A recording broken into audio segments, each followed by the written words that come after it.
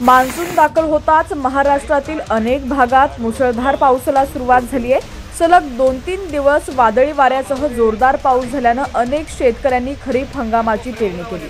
मात्र मागील 2 दिवसांपासून पावसाने काही भागात दांडी मारलेली आहे, त्यामुळे शेतकरी चिंतेत सापडलेला आहे।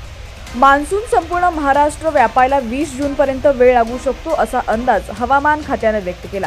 मात्र असं असलं तरी आजपासून पुढील 5 दिवस काही भागात पावसाच्या हलक्या ते मध्यम स्वरूपाच्या सरी कोसळतील अशी शक्यता वर्तवण्यात आली आहे। भारतीय हवामान खात्याने जारी केलेल्या अंदाजानुसार आज शनिवारी दक्षिण कोकणात बहुतेक ठिकाणी मुसळधार पाऊस होईल। उत्तर कोकणातही पावसाच्या जोरदार सरी बरसतील। दक्षिण मध्य महाराष्ट्रात काही ठिकाणी व उत्तर मध्य महाराष्ट्रात अतिमुसळधार पाऊस होऊ शकतो। त्याचबरोबर मराठवाड्यातील काही जिल्ह्यांमध्ये तुरळक ठिकाणी पाऊस किंवा मेघगर्जनेसह पाऊस पडण्याची शक्यता आहे। शेतकऱ्यांनी जमिनीत 6 इंच खोल ओल जाईपर्यंत पेरणीची घाई करू नये असा सल्ला देखील देण्यात आलाय। तर कोणकोणत्या जिल्ह्यांमध्ये हा पाऊस कोसळणार आहे हे पाहूयात। त्याआधी तुम्ही HPN मराठी न्यूज चॅनल पहिल्यांदाच पाहत असाल आणि अजूनही चॅनलला सबस्क्राइब केलं नसेल तर नक्की सबस्क्राइब करा आणि बेल आयकॉनवर क्लिक करून नोटिफिकेशन्स मिळवा, जेणेकरून आमचे अपडेट्स लवकरात लवकर तुमच्यापर्यंत पोहोचतील।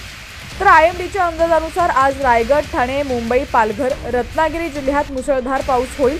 तसंच पुणे, अहमदनगर, नाशिक जिल्ह्यात पावसाच्या जोरदार सरी बरसतील। शिवाय धुळे, नंदुरबार, सातारा, सोलापूर, कोल्हापूर जिल्ह्यांना देखील पावसाचा इशारा देण्यात आलाय।